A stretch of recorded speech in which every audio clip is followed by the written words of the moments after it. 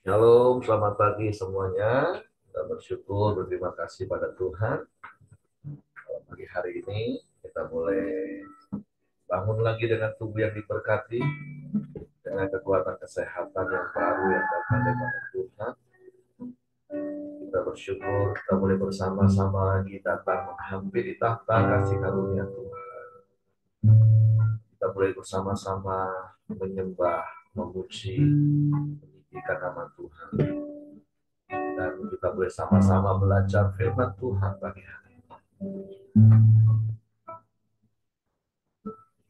Bapa, kami bersyukur, kami berterima kasih kepadamu pagi hari ini.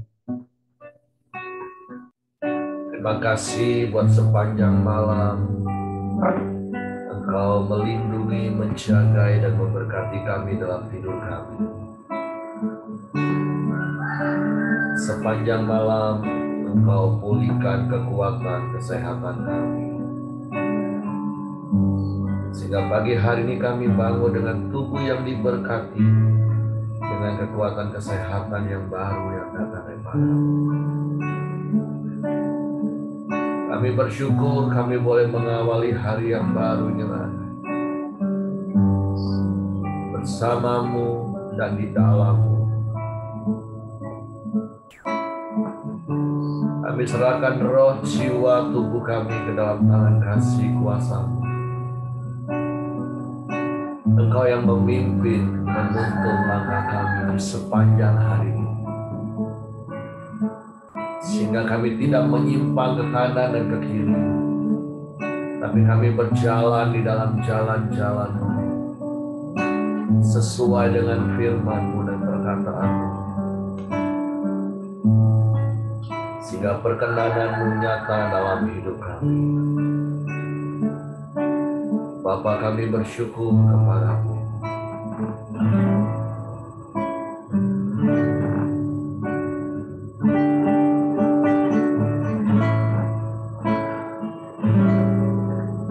Saat pagi hariku datang lagi, menghadap Tuhan dan rendahkan diri, mengucap syukur buat hari yang kami, memuji Tuhan dengan seluruh hati, ku sembah Kau Allah Maha Kudus, ku tinggikan Allah Maha Tinggi, ku serahkan tubuh jiwa rohku dalam pimpinanmu Tuhan.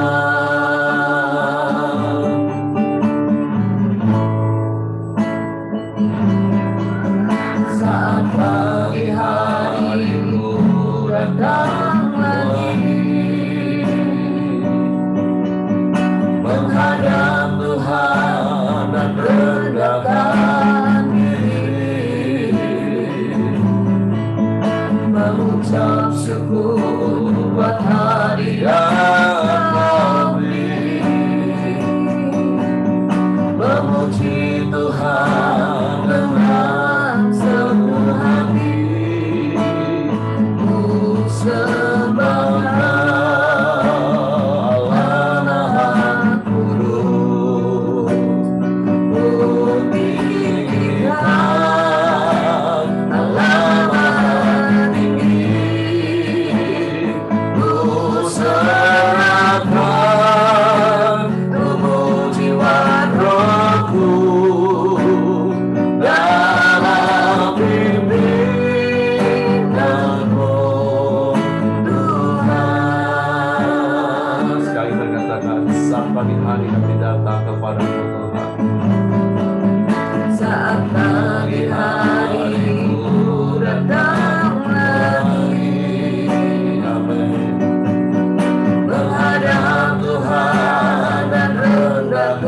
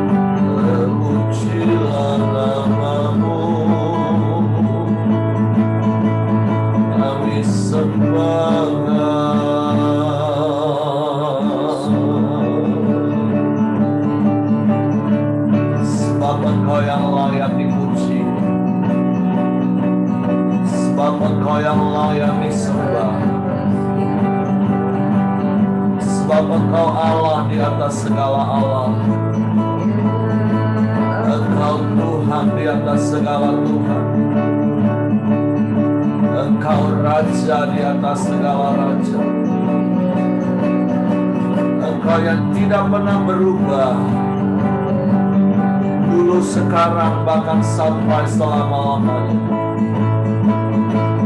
Engkau tetap sama, baik kasih maupun kuasa-Mu, pertolongan-Mu Tuhan tetap sama dan tak pernah berubah.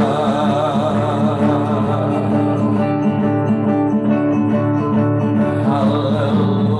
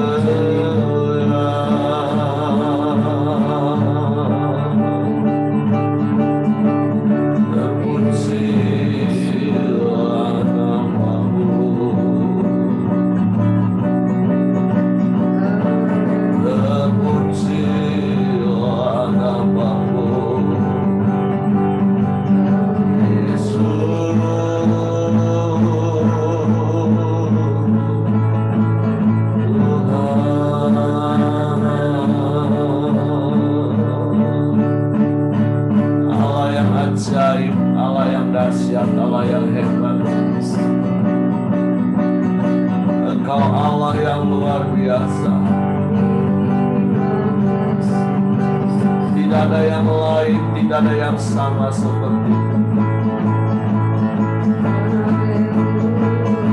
kasih dan kuasa-Mu, pertolongan-Mu, keajaiban-Mu, kuasa-Mu tak berubah selamanya.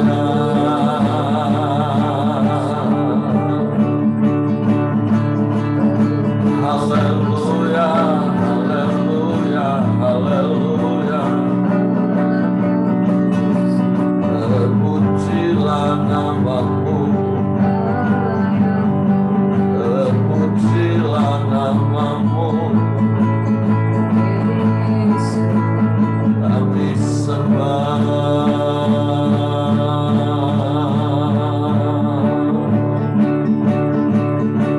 kami sembah, kami sembah,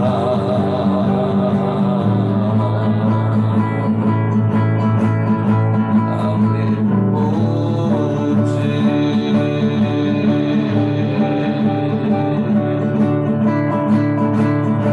Kami tinggikan nama-Mu,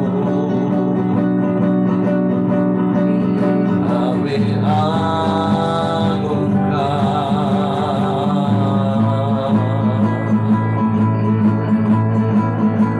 Yesus Tuhan.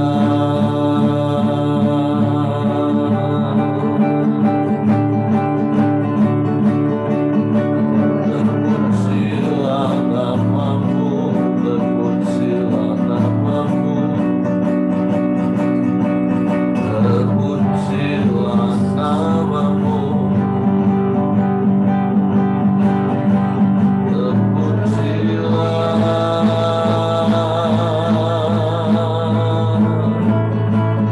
nama-Mu Yesus.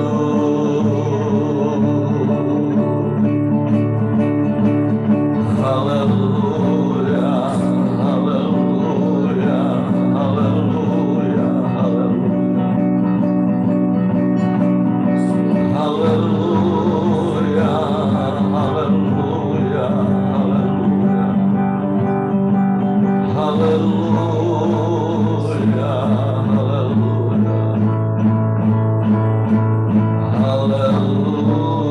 haleluya.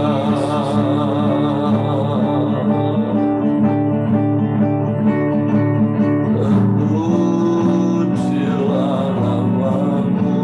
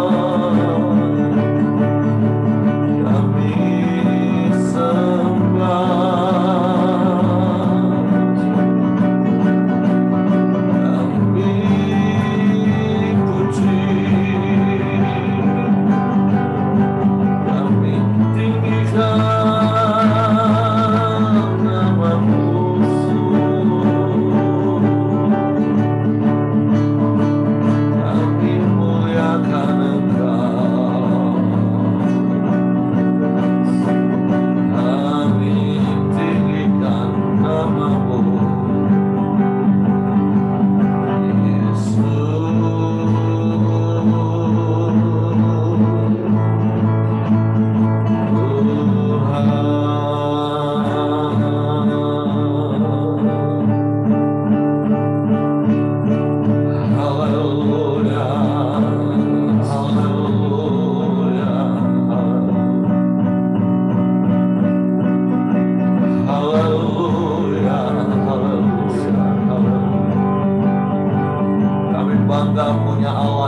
seperti-Mu. Allah yang mengasihi kami, Allah yang menolong kami, yang tidak pernah meninggalkan dan membiarkan kami. Satu-satunya penolong yang ajaib. Syukur.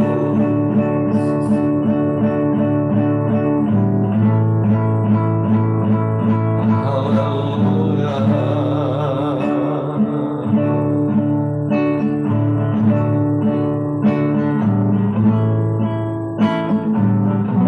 Amin, amin, haleluya.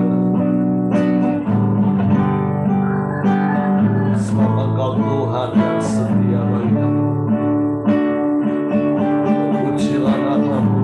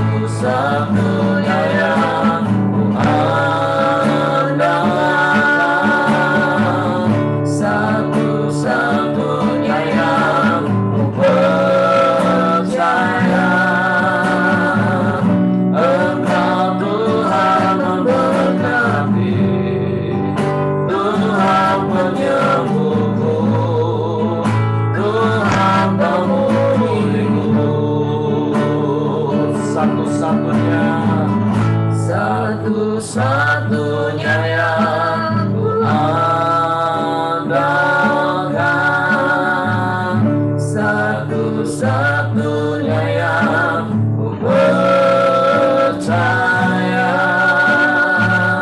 Engkau sumber kekuatan, sumber pengharapan, sumber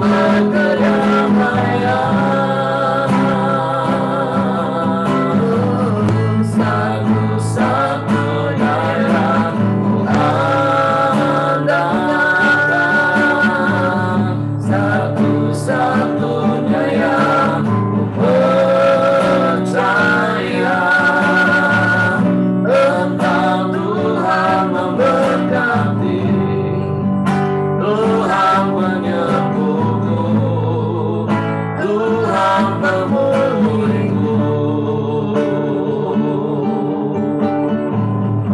Engkau Tuhan memberkati, Tuhan penyembuhku, Tuhan pemulihku. Sungguh Engkau satu-satunya dan tidak ada yang lain. Engkau segala-galanya bagi kami. Engkau sumber segala yang kami perlu. Sebab itu di dalam-Mu kami aman, di dekat-Mu kami tenang. Dan kami mau tetap tinggal di dalam-Mu, di dalam kerajaan-Mu yang tidak tergoncangkan. Dan firman-Mu di dalam hidup kami. Firman-Mu menguasai hidup kami. Firman-Mu mengendalikan hidup kami. Sehingga kami boleh semakin berkenan kepada-Mu. Terima kasih Bapa, pagi hari ini kami siapkan hati kami untuk firman. Roh Kudus tolong kami untuk mengerti, untuk kami memahami firman-Mu. Sehingga kami percaya akan firman-Mu. Dan kami melakukannya sebagai gaya hidup kami. Dalam nama Yesus kami sambut firman-Mu. Haleluya, haleluya, haleluya. Amin.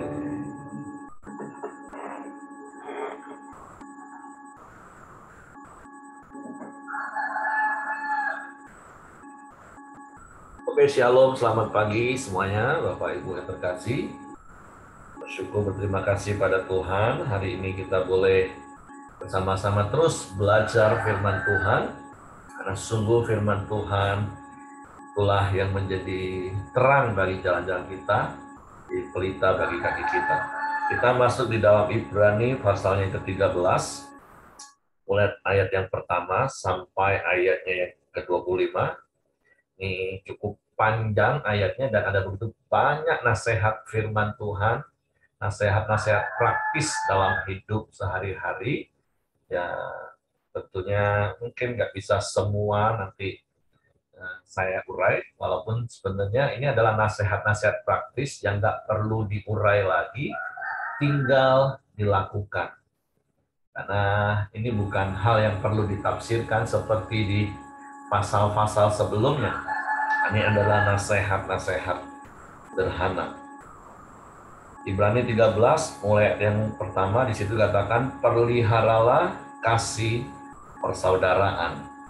Nah, tentu sekali lagi seperti saya katakan tadi, ini bukan hal yang perlu dijabarkan, ini bukan hal yang perlu diuraikan lagi, tapi ini adalah sebuah nasihat dan boleh dikatakan adalah sebuah perintah.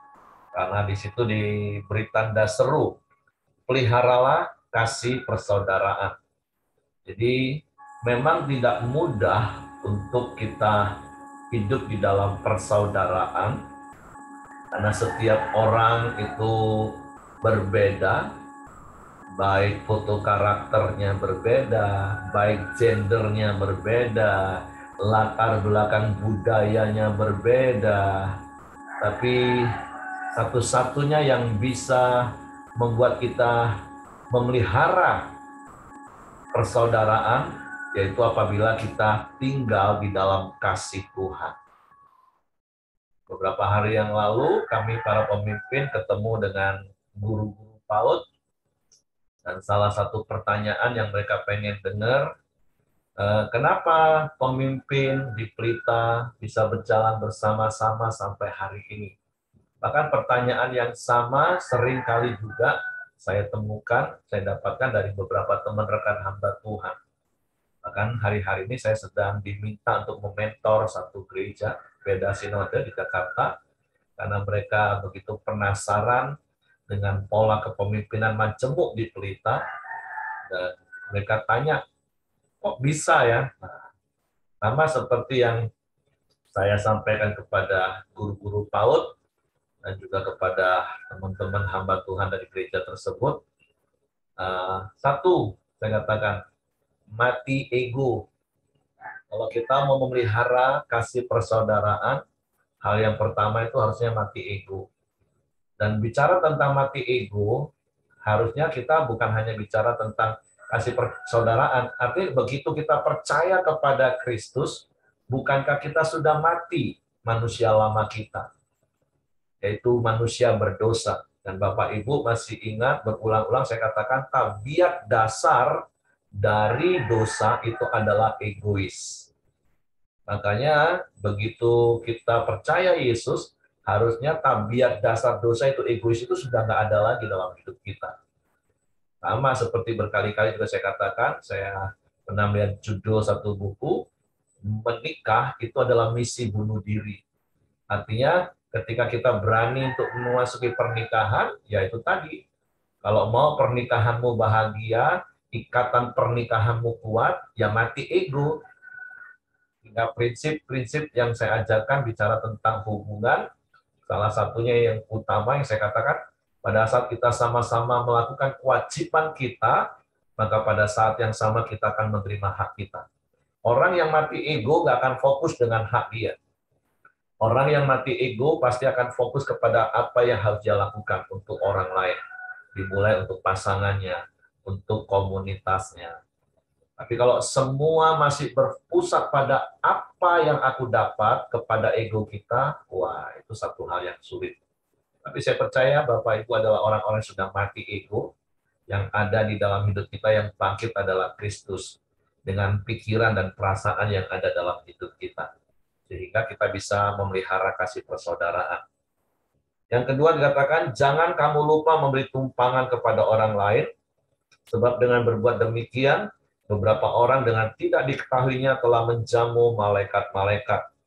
Nah, saya bersyukur, kami suami istri bersyukur, ada beberapa jemaat yang mempraktekkan hal ini, yaitu memberi tumpangan kepada kami.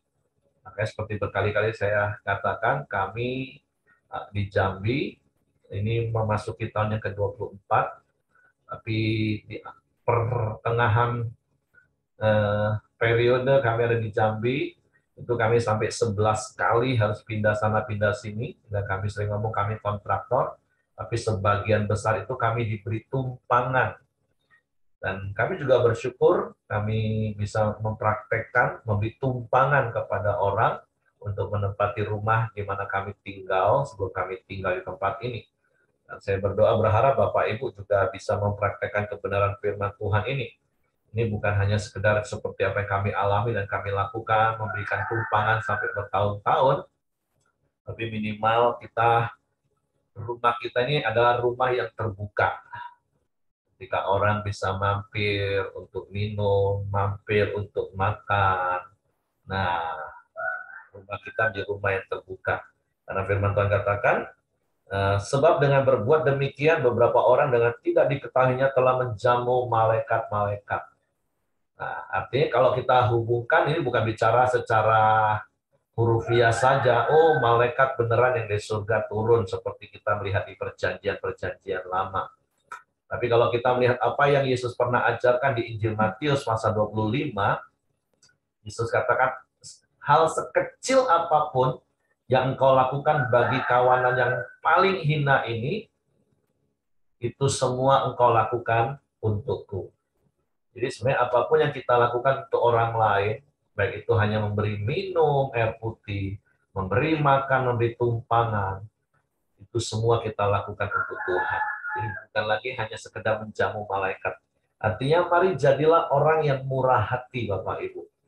Kan bukankah 2 bulan kita belajar tentang murah hati, bahkan sepanjang tahun ke depan kita akan belajar menjadi orang yang murah hati, dan kita mempraktekkan kemurahan hati itu. Kalau bicara tentang kemurahan hati, sekali lagi jangan sampai dalam hidup kita terbersit hal egois. Kita berharap, bicara tentang kemurahan, ya kemurahan Tuhan yang berlaku dalam hidupku. Enggak. Poin yang Tuhan ajarkan kepada kita adalah kita harus menyatakan kemurahan hati. Bukan kita hanya berharap kemurahan hati Tuhan.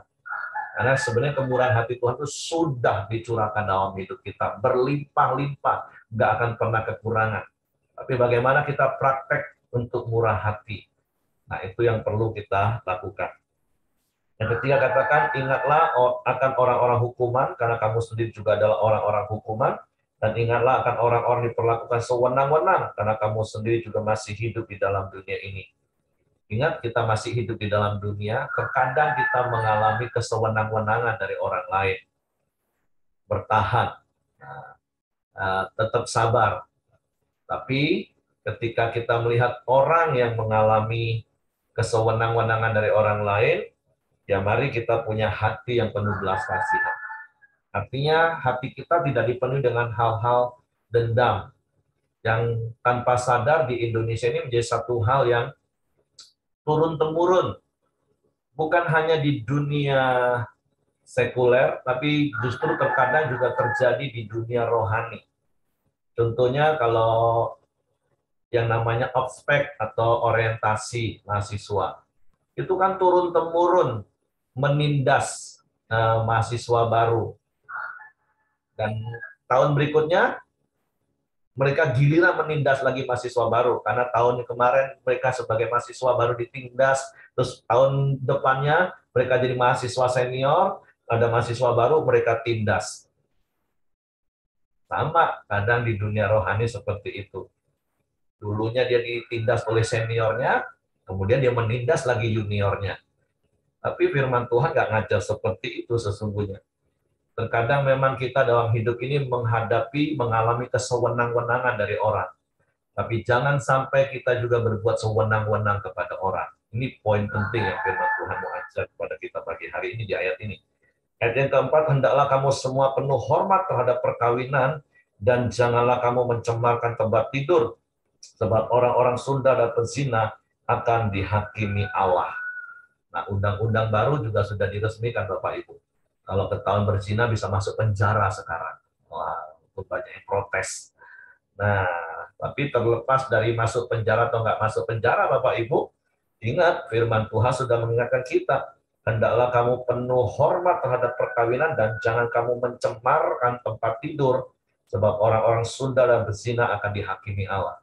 Tapi saya percaya Bapak Ibu adalah orang-orang yang hidup di dalam pernikahan yang kudus, menjaga kekudusan pernikahan, tidak mencemari tempat tidur dengan perzinahan.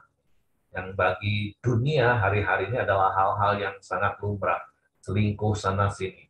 Tapi saya berdoa, rumah tangga Bapak Ibu adalah rumah tangga yang dikaruniai Tuhan, damai, sejahtera, sukacita. Tapi sekali lagi ada hal yang menjadi bagian kita harus kita kerjakan. Bukan tiba-tiba didoain rumah tanggamu jadi aman Bapak Ibu. Enggak. Kebahagiaan itu sesuatu yang harus dibangun. Keharmonisan itu sesuatu yang harus kita ciptakan. Gimana caranya? Ingat saja Yesaya 32 ayat 17. Di mana ada kebenaran, di situ tumbuh damai sejahtera, dan akibat dari kebenaran itu ketenangan dan ketentraman. Hiduplah dalam firman suami istri, orang tua anak, rumah tanggamu pasti bahagia. Ayat yang kelima, janganlah kamu menjadi hamba uang, dan cukupkanlah dirimu dengan apa yang ada padamu, karena Allah telah berfirman, aku sekali-kali tidak akan membiarkan engkau, dan aku sekali-kali tidak akan meninggalkan engkau. Sebab itu dengan yakin kita dapat berkata, Tuhan adalah penolongku, aku tidak akan takut apakah yang dapat dilakukan manusia terhadap aku. Firman Tuhan juga mengingatkan pada kita pagi hari ini untuk tidak menjadi hamba uang. Karena kalau uang menjadi tuan dalam hidup kita, itu dia akan menjadi tuan yang jahat. Tapi seharusnya uanglah yang menjadi hamba kita. Kita yang jadi tuannya. Karena ketika kita bisa mengendalikan, mengelola keuangan kita, hidup kita akan baik-baik saja. Tetapi ketika uang yang mengendalikan hidup kita, seperti statement-statement yang saya katakan hati-hati, orang yang selalu sepertinya rohani, uang memang bukan segala-galanya, tapi segala-galanya butuh uang. Nah, ini orang yang jadi hamba uang. Tapi saya berdoa dan saya percaya Bapak Ibu bukan orang-orang yang dihamba uang. Bapak Ibu adalah tuan atas uang yang Tuhan percayakan di dalam hidup rumah tanggamu. Kita harus menjadi pengelola yang bertanggung jawab. Dan kita percaya kita nggak akan pernah kekurangan, jangan pernah takut Bapak Ibu, sekalipun sekeliling kita sedang ngomong tahun 2023 kita akan masuk jurang kegelapan ekonomi, nggak usah takut. Nah, firman Tuhan katakan, aku sekali-kali tidak akan membiarkan engkau, dan aku sekali-kali tidak akan meninggalkan engkau. Dan berpuluh-puluh tahun sampai hari ini, kami melihat penggenapan firman Tuhan dan menikmatinya. Bahwa orang yang takut akan Tuhan, orang yang mencari Tuhan, nggak kekurangan satupun yang baik. Mungkin mewah berlimpah-limpah secara ukuran dunia, enggak. Tapi minimal ada makanan dan pakaian. Cukupkanlah dirimu dengan apa yang ada. Nikmati hidup ini Bapak Ibu. Hidup bukan tentang berapa banyak yang kita punya, tapi hidup tentang berapa banyak yang bisa kita berikan. Hidup bukan tentang berapa lama atau berapa pendek umur kita, tapi berapa besar dampak hidup kita untuk orang lain. Itulah esensi hidup kita sesungguhnya. Jadi jangan pernah takut. Maka ayat 6 katakan, sebab itu dengan yakin kita dapat berkata, Tuhan adalah penolongku, aku tidak akan takut. Apa yang dapat dilakukan manusia terhadap aku? Biarlah ini keyakinan iman percaya setiap kita, bahwa kita punya penolong yang setia, yaitu Tuhan. Nah, kita nggak akan pernah takut. Ayat yang ke-7, ingatlah akan pemimpin-pemimpin kamu yang telah menyampaikan firman Allah kepadamu. Perhatikanlah akhir hidup mereka dan contohlah iman mereka. Saya bersyukur ada beberapa teman yang selalu ngomong ketika nyebut nama saya, atau orang lain menyebut nama saya, mereka selalu langsung komen, wah itulah panutan kami, itulah panutan kami. Ya saya bersyukur ada orang-orang yang mau menjadikan saya sebagai panutan hidup mereka. Karena bagian kami adalah, ya kami mau jadi teladan hidup, kami mau berbagi hidup, kami sempurna enggak, tapi kami mau belajar untuk hidup apa kata Tuhan. Kami belajar hidup apa kata firman. Sehingga orang melihat hidup kami, dan mereka menjadikannya sebuah panutan dalam hidup mereka. Ayat berikutnya katakan, Yesus Kristus tetap sama, baik kemarin maupun hari ini, dan sampai selama-lamanya. Kita bersyukur, kita berterima kasih kepada Tuhan, kalau kita punya Tuhan yang tidak pernah berubah. Dulu, sekarang, bahkan sampai selama-lamanya. Jadi mari responi juga apa yang firman Tuhan katakan pagi hari ini, dengan engkau jadi orang percaya yang juga tidak berubah-ubah. Jangan jadi orang itu mudi, lagi banyak uang, senang rajin ibadah, rajin pelayanan, lagi punya banyak masalah, mundur. Kemarin kita sudah diberkati dengan pesan Natal melalui hambanya Bapak Peter. Kata kuncinya adalah bertahan saja. Karena engkau punya Tuhan yang tidak pernah berubah. Dulu, sekarang, dan selama-lamanya. Engkau punya Tuhan yang berjanji tidak akan pernah meninggalkan engkau. Tidak akan pernah membiarkan engkau. Sekalipun hari ini kita nggak ngerti kenapa hal ini terjadi. Percayalah, Dia yang tidak pernah berubah itu, Dia tetap sama. Kalau dulu Dia bisa menolong kita, hari ini Dia tetap bisa menolong kita. Bahkan ke depan pun Dia akan tetap bisa menolong kita. Oke, secara cepat, ayat berikutnya, di situ dikatakan, janganlah kamu disesatkan oleh berbagai-bagai ajaran asing, sebab yang baik ialah bahwa hati kamu diperkuat dengan kasih karunia, dan bukan dengan pelbagai makanan yang tidak memberi faedah kepada mereka yang menuruti aturan-aturan makanan macam itu. Kita mempunyai suatu mezbah, dan orang-orang yang melayani kemah tidak boleh makan dari apa yang ada di dalamnya. Karena tubuh binatang-binatang yang darahnya dibawa masuk ke tempat kudus oleh imam besar sebagai korban penghapus dosa, dibakar di luar perkemahan. Itu juga sebabnya Yesus telah menderita di luar pintu gerbang untuk menguduskan umatnya dengan darahnya sendiri. Karena itu, marilah kita pergi kepadanya di luar perkemahan dan menanggung kehinaan.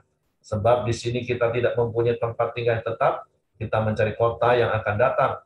Sebab itu, marilah kita oleh Dia senantiasa mempersembahkan korban syukur kepada Allah, yaitu ucapan bibir yang memuliakan namanya. Nah, di sini kita juga diingatkan supaya kita jangan disesatkan oleh berbagai macam ajaran-ajaran asing. Hari-hari ini ada begitu banyak ajaran-ajaran, sangat mudah kita terima, tapi sederhana prinsipnya Bapak Ibu. Kalau dengar khotbah dari siapapun, ujung-ujungnya harus dicek dengan yang asli, firman Tuhan. Jadi seperti jemaat Berea, setiap dengar firman, terus pulang dicek, benar nggak firman Tuhan ngomong kayak begitu? Artinya begini, ketika engkau dengar khotbah, jangan malas engkau buka ayat firman Tuhan.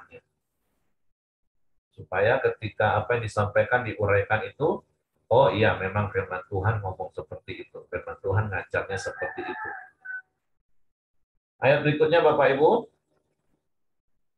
Dan janganlah kamu lupa berbuat baik dan memberi bantuan. Sebab korban-korban yang demikianlah yang berkenan kepada Allah. Mari jangan lupa berbuat baik, karena kita adalah orang-orang baik. Baik itu adalah sifat alamiah kita, DNA kita. Tentu kita tidak bisa berbuat baik kepada semua orang dalam artian yang memang sesuai dengan kapasitas kita. Seperti yang kemarin di kota juga saya singgung, istri saya beberapa hari yang lalu ngomong, Pak, kita mau lakukan ini. Saya ngomong, udah atur saja, lakukan. Ketika ada anggota komselnya yang butuh dibantu, saya ngomong bantu saja. Yang penting ada pada kita, ya sudah. Kalau nggak ada pada kita, itu lain urusan kan. Nah, jadi mari firman Tuhan ingatkan kepada kita, jangan lupa berbuat baik. Karena kita adalah orang-orang yang sudah lebih dulu menerima kebaikan Tuhan. Mari praktek kemurahan hati Bapak Ibu. Karena kita bukan orang yang apatis, kita bukan orang yang egois. Dan tentu sekali lagi sesuai dengan kapasitas kita. Makanya saya berkali-kali katakan, mulai dari keluarga inti kita. Kalau sudah oke semua keluarga inti kita, melangkahlah ke anggota komsel kita. Kalau anggota komsel kita semua sudah oke, ya mulailah sepakat dengan anggota komsel berkati siapa, kayak ada terlalu banyak orang yang masih membutuhkan uluran tangan. Hidup jangan hanya fokus untukku dan untukku, seperti kata Amsal. Jangan lupa berbuat baik, Bapak Ibu. Ayat 17 katakan, taatilah pemimpin-pemimpinmu dan tunduklah kepada mereka, sebab mereka berjaga-jaga atas jiwamu, sebagai orang-orang yang harus bertanggung jawab atasnya. Dengan jalan itu mereka akan melakukannya dengan gembira, bukan dengan keluh kesah, sebab hal itu tidak akan membawa keuntungan bagimu. Terima kasih buat jemaat Pelita Community Jambi khususnya. Saya bersyukur, saya menikmati dan merasakan Bapak Ibu adalah orang-orang percaya yang respect, hormat kepada pemimpin, baik dalam segala hal, baik dalam sikap, dalam pemberian. Kalau kami boleh hidup hari ini berkecukupan, itu karena ada jemaat-jemaat Tuhan yang bermurah hati, menyatakan kasihnya kepada keluarga kami sebagai bentuk respek, hormat, memberkati hidup kami secara materi, sehingga kami nggak kekurangan sampai hari ini. Dan tentu kita lakukan semua kepada siapapun orang-orang yang memimpin hidup kita. Sehingga seperti ayat bagian B katakan, dengan jalan itu mereka akan melakukannya dengan gembira. Makanya kami bergembira, kami bahagia melayani Tuhan di Pelita Community. Karena kami dipertemukan dengan orang-orang yang respect, hormat, memberkati hidup kami. Makanya kenapa ada begitu banyak kadang pendeta-pendeta pengeluh terus, hidupnya susah terus. Nah, ini dua-duanya jadi salah. Pendetanya juga salah, jemaatnya juga pasti salah nih. Pasti jemaatnya bukan tunduk, nanduk terus nih. Sampai pendetanya berkeluh kesah, susah hati terus. Nah, tapi ketika masing-masing melakukan prinsip yang sama, jemaat hormat, respek, memberkati hamba Tuhan melayani dengan segenap hati, melayani dengan sukacita, udah ketemu Bapak Ibu. Jadi inti-intinya adalah jangan egois hidup ini. Mari praktek masing-masing bagian kita. Jemaat respek kepada pemimpin-pemimpin, layani dengan sukacita. Wow, betapa indahnya hidup yang kita jalani. Dan saya bersyukur kami suami istri bersama dengan jemaat Pelita Community, kami menikmati hidup seperti itu. Karena sekali lagi, terima kasih Bapak Ibu dari jemaat yang luar biasa, jemaat yang respek pada pemimpin, bukan hanya sebatas hal-hal sikap, tapi dalam berbagai hal. Ayat 18, berdoalah terus untuk kami, sebab kami yakin bahwa hati nurani kami adalah baik, karena di dalam segala hal kami menginginkan suatu hidup yang baik. Dan secara khusus aku menasihatkan kamu, agar kamu melakukannya, supaya aku lebih lekas dikembalikan kepadamu. Ya, ini juga menjadi doa saya, dan menjadi permohonan saya, supaya Bapak Ibu juga mendoakan kami. Saya nggak tahu apakah Bapak Ibu mendoakan kami, karena biasanya sudah terbentuk paradigma pendeta itulah yang tukang doain jemaat. Pertanyaannya adalah apakah jemaatnya juga doain pemimpin? Apakah jemaat doain pendetanya? Tapi saya berdoa, saya berharap, dan saya percaya Bapak Ibu adalah orang yang mendoakan pemimpin-pemimpin Bapak Ibu. Jadi jangan cuma minta didoain oleh pendetamu, tapi doakanlah pendetamu. Saling berdoa. Amin. Oke, berikutnya katakan, maka Allah damai sejahtera yang oleh darah perjanjian yang kekal telah membawa kembali dari antara orang-orang mati gembala agung segala domba, yaitu Yesus Tuhan kita. Kiranya memperlengkapi kamu dengan segala yang baik untuk melakukan kehendak-Nya dan mengerjakannya di dalam kita apa yang berkenan kepadanya oleh Yesus Kristus. Bagi Dialah kemuliaan sampai selama-lamanya. Ini ayat sangat berkaitan erat dengan 2 Korintus 9 ayat 11. Kita ini bisa murah hati, kita ini bisa mudah dan suka memberi, itu karena Tuhan yang sudah lebih dahulu memperlengkapi kita segala sesuatu. Seperti kemarin di Jemaat Galilea, sorry saya katakan, kalau Tuhan menggerakkan kita untuk memberi kepada seseorang, itu artinya Tuhan sudah lebih dulu beri kepada kita. Nah, kemarin kan ada yang khotbah, ya tiba-tiba Tuhan gerakkan, memberi contoh 100 juta. Saya bilang, nanti dulu. Kalau kau digerakkan Tuhan memberi 100 juta, itu artinya minimal Tuhan harus kasih kamu 200 juta dulu. Nggak mungkin lah kita cuma punya tabungan 10 juta, Tuhan gerakkan hati kita memberi orang 100 juta. Minimal Tuhan kasih kita 200 juta dulu, baru kita bisa kasih orang 100 juta. Tuhan kasih 1 M, baru kita bisa kasih 100 juta. Artinya, jangan punya alasan untuk nggak murah hati maksudnya. Kalau Tuhan suruh kita memberi, percayalah sebenarnya Tuhan sudah lebih dulu memberi kepada kita. Jadi nggak mungkin enggak. Jadi ayat ini kata kiranya Tuhan memperlengkapi kamu dengan segala hal yang baik untuk melakukan kehendak-Nya. Jadi kalau Tuhan suruh kita melakukan, nggak usah takut, melangkah saja, karena sesungguhnya Tuhan sudah memperlengkapi kita.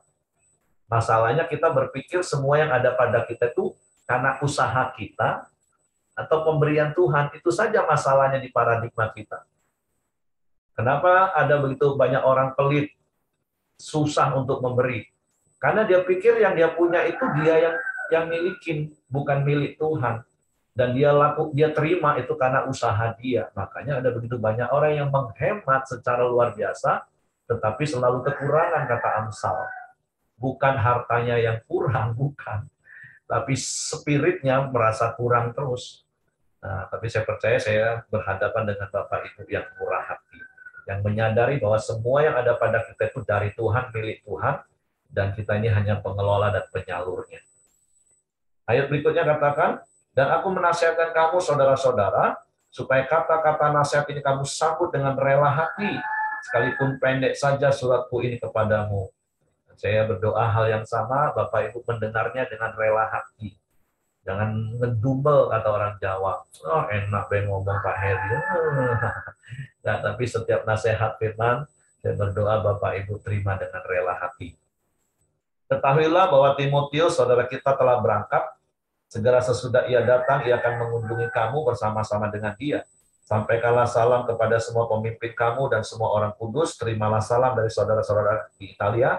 Kasih karunia menyertai kamu sekalian. Nah, 3 ayat inilah yang membuat beberapa para teolog berpikir bahwa Ibrani ini juga ditulis oleh Rasul Paulus. Karena di situ ada nama Timotius, terus penulisannya mirip dengan tulisan Paulus, dan memberi salam.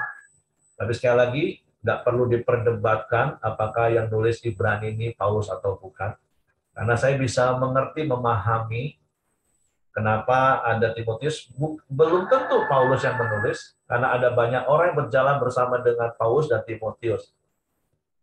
Saya ingat gembala saya almarhum Bapak Pendeta Edi Budiono. Saya ini gaya khotbahnya itu mirip. Karena 5 tahun saya jadi pengerja di situ. Setiap minggu, bahkan seminggu 2 kali saya lihat cara dia khotbah, cara dia ngajar. Jadi kalau mungkin Kosimon CAP yang pernah di Palembang dan pernah dengar khotbah-khotbah almarhum, akan ingat, oh iya ya, caranya sistematis, perlahan, mengajar. Karena 5 tahun, setiap minggu, setiap hari bahkan saya dengar cara dia khotbah. Jadi saya agak mirip, walaupun saya punya warna tersendiri.